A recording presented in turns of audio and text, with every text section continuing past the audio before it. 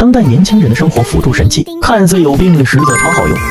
一人独居怕遇到坏人，高危电棍不可以有你就搜电动赶逐棒，原本是养殖场用来赶逐用的，遇到危险你就直接掏出来，能够有效的震慑住敌人，电流不强也能保持安全距离，打开后就是噼里啪啦响，是个人见了都得仓皇逃走，放家里也不占用空间。还有这个我爸常用的家用割草机，就这一口獠牙自带的震慑效果，虽然有将近1米长，机身却是很轻的，女生也能轻易举起来，6小时长续航也不担心它会没电，只是使用的时候也要注意避免误伤了自己，平时没事可以先练练手。普通的香皂盒用久了不是开裂就是滑溜溜的，不如直接换成这种幼儿园壁挂香皂架，只需要把架子安装在墙上，使用的时候就手搓2下，不仅不会滴水，也不占用柜台空间，自然晾干，还不会泡软发白，使用起来也是超方便。平时上厕所容易洒的到处都是，可以往里面丢一块马桶防溅水神器，刚好漂浮在表面，不影响下水，还防止溅飞，脏了洗一洗也能继续用，2个还不到5块。自带暗槽的家用鞋刷，可以把洗衣液储存在刷子里，需要就按一下，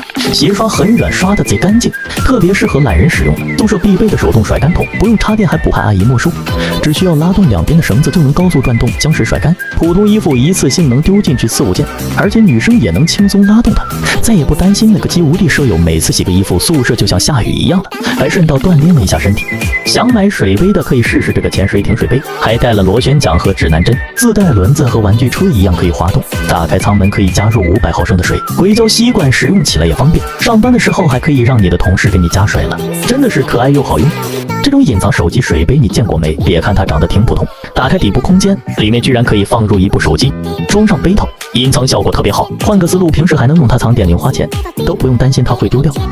想买宾格的，不如买这种一次性小料盒，19块整整1000个，一个才5分钱，随便摇都不会洒出来，不像普通宾格一定得平放，随便往冰箱一丢就行，冻好轻轻一挤就出来了。出门露营可以用来装调味料，出差旅游可以装洗发露、沐浴露。接着是用来固定藤蔓的园艺扎带，用来插家里各种混乱的数据线。开封的面包零食真的很好使，自带切割器，用多少就切多少，里面有根细铁丝，柔软度适中，拧紧了特别牢，一个7块能用1整年。想买叉子不如买2合1水果叉，看似没啥稀奇的，但是2个一组合就是一个小夹子，吃零食不仅夹得稳还不脏手，就很适合亲戚朋友来了使用。家里鞋子一多就乱糟糟的，想买鞋柜一个还动不动就大几百上千，还不如直接入这种可折叠鞋架，40多块一个，展开之后就有5层，空间贼大，可以容纳3、4只双鞋。换个思路，还可以当个书架、花架、置物架之类的来用，搬家了折叠起来也方便带走。家里经常停水的，可以备一个户外露营便携水桶，5升容量的采石器，带了把手还有出水口，接水洗水果什么都很方便，桶身非常厚实，